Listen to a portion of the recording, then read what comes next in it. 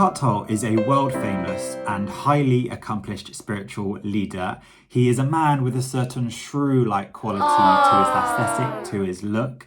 And last but not least, he's also an author of a New York Times best-selling book, The Power of Now, I should say. Now, I've just finished reading this book for the second time. And yeah, I can tell you that it is incredibly powerful. It's incredibly spiritually astute. I guess some might even say it's incredibly spiritually shrewd. Not sure if that even really works, but we'll go with it. I think you know the joke I was trying to make. Probably helped by the fact that I put a shrew on the screen. So I think of all the spiritual books that I've read in my life, and I've only read about 5 or 6 so far, it's definitely the one that's had the most profound spiritual sort of impact on the way that I think, or I guess the way that I feel, to be slightly more precise. So in this video, I want to share with you one teaching and also 2 meditations. They're essentially meditations, or as Eckhart calls them, portals, on which you can access the power of now. From this, my hope is that you will feel compelled to go and purchase this book, or potentially go and access it through BookSwap or however other sustainable ways you're looking to read books these days. And consequently, from reading this, join the collective consciousness, the collective psyche that is required of us all if we are to survive as a species on this planet. Now, that might sound far-fetched, that might sound like something that doesn't make any sense to you right now. Hopefully it will by the end of this video, and if not, by the end of you reading this book, you will have a greater understanding of what I mean by that. Anyways, into the video. So as I said, I first want to go through a teaching. Time.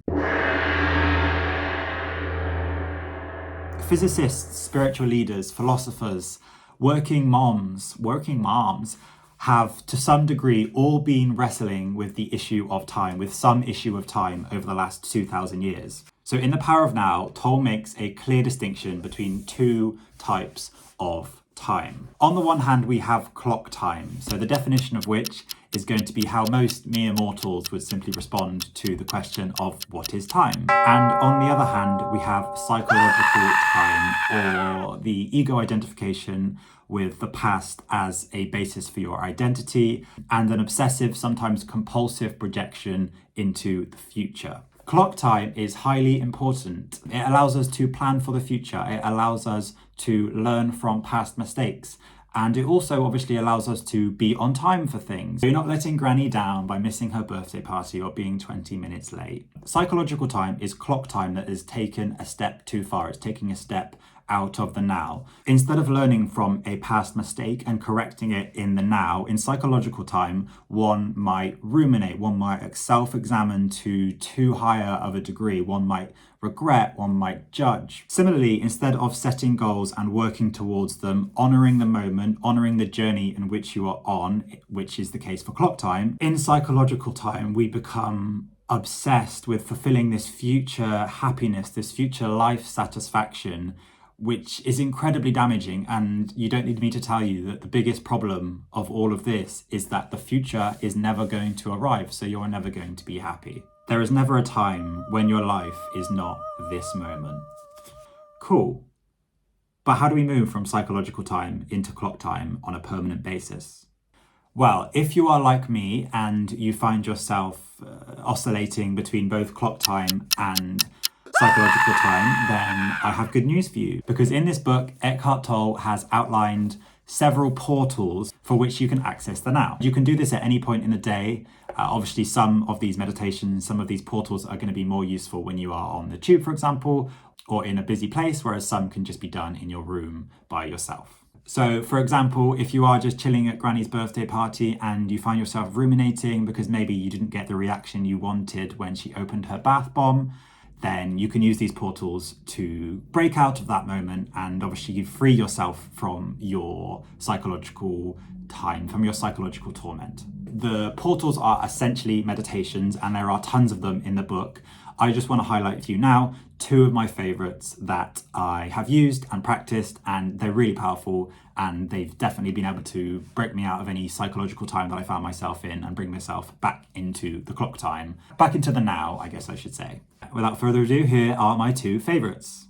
The unmanifested is all around you.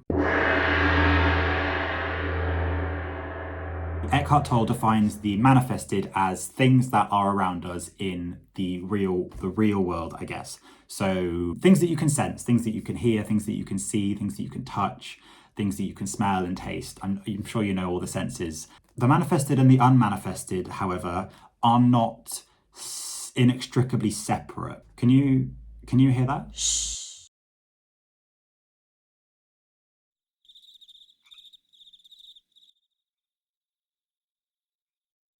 Okay, this time, however, listen again, but pay closer attention to the silence that surrounds the noise.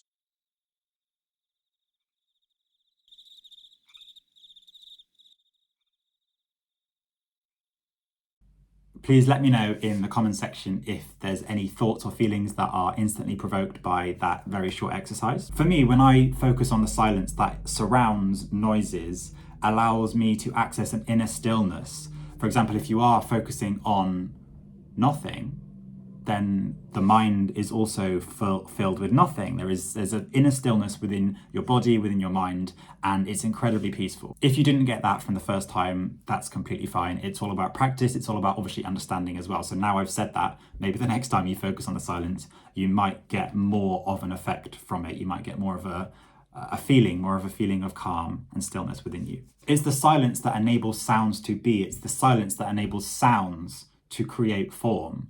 So I challenge you to pay closer attention to the silence, even in conversations. Feel the peace, brother.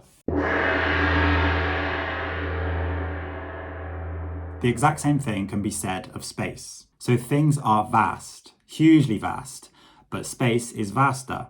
Hugely vaster. Not just space between things, but space within things, within you. Physics tells us that solidity of matter isn't a real thing, it's an illusion. So not only are things, physical things, 90% nothing, because the gap between atoms, the physical distance between atoms is far greater than the atoms themselves. This is also the case within atoms. So within atoms, I'm not sure what makes up atoms, but the little things, atoms, that make up atoms, the gap between those atoms is also hugely bigger than the atoms themselves. So seemingly all that remains is a sort of vibrational frequency. So I guess one could say that you are a musical note, or potentially you are a musical instrument. I hereby give you the reins. You should toot your trombone. You should honk your horns, and you should strum your violin. But seriously, pay attention to the silence and to the space around you, and I promise you, you won't regret it. So, number 2, die before you die. So I think when considering spiritual practice and spirituality as an intellectual endeavor, as an intellectual feat, many people might become scared and perturbed, I guess, even put off by pursuing this feat, for the fact that maybe their relationships, their current relationships that they have, whether that's with their friends or their family or loved ones, for fear that they might break down. And that makes sense, because when you do fully detach from anything other than the now, from your ego identity, you also detach from those relationships that have previously been formed from within that identity. So maybe you see yourself a certain way, you see other people in a certain way that is, again, all based on the ego, all based on comparative thought. There's a fear, and a real fear, that you may lose a part of that relationship, a part of that foundational relationship that's been formed. However, I am happy to tell you that this is a misguided fear. To be is to be aware of others. It's to be aware of yourself first and foremost, but it's also to be aware of others. So to be able to recognize their mental state is powerful. To be able to recognize that that mental state is also separate from who they are can have a huge impact on your relationship with them, and can also have a huge effect on your impact on their lives. If you're able to see suffering in someone, if you're able to see pain behind the eyes and recognize that pain as a lack of presence, then there's every chance that you can help them. There's every chance that you can guide them towards the light, and maybe help them to wake up and to access the now, access the power of now. This is compassion, as being able to see yourself and all other living creatures, not just human beings, as part of you, as part of one body. It's very possible that you may struggle to see your friends, see your family, see random people around out and about that you just pass or that you just see on the tube. Maybe they're a crackhead, maybe they're just completely different from you in every way, shape or form. And I think we all need similarities in some way to connect with someone. This is where this meditation comes in and will allow you to access the now. Because if nothing else, you and that random crackhead you saw last week, you both share mortality. I guess some might argue, and I probably would have argued myself if I wasn't making this video, that some crackheads do have immortality, but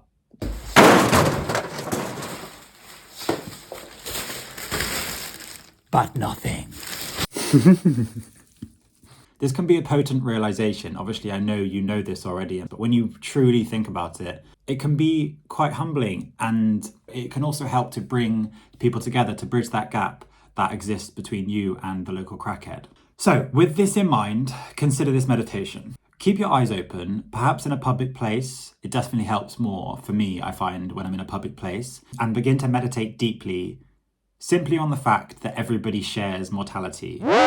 For me, when I do this, I start having visions of, if my eyes are open, I'll see everything moving really fast. And then obviously at some point in the future, thousands of years away from now, everything will be dead. The era of the dinosaur and giant shrew alliance is upon us! Or 100 years from now, everything that I can currently see will be dead, will be decapitated, decrepit old body, sack of bones, whatever it may be. It's also very important to include yourself within this meditation, to also see yourself as mortal, because obviously you are.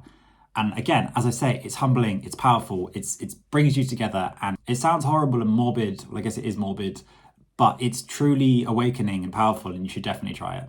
And again, this works similarly to the space and time meditation, in that once your physical body has dissolved, once everyone around you, once their physical bodies have dissolved, the physical mind then follows suit, meaning that mind forms, i.e. thoughts, will dissolve. I guess it's just so important to recognize the precariousness of life, to truly value life, which is what this meditation aims to achieve. And as I say, do this and you will feel alive, you'll feel amazing, and you will feel hopefully compelled to read this book. So I'm going to call it a day there. Hopefully you have enjoyed this video. So if this is your first time watching this channel, then please do consider subscribing. Please consider hitting that like button if you've got any value out of this video. I do make videos on meditation. However, I am looking more to move towards, I guess, feeling good. So exercise, breath work, anything that can help the mind and body flourish in a world that is trying to stop our flourishing. So anyway, I have been the Big G. Lots of love. I will see you in the next video, which incidentally, hair transplanters, is in a few days. Bye-bye. Namaste.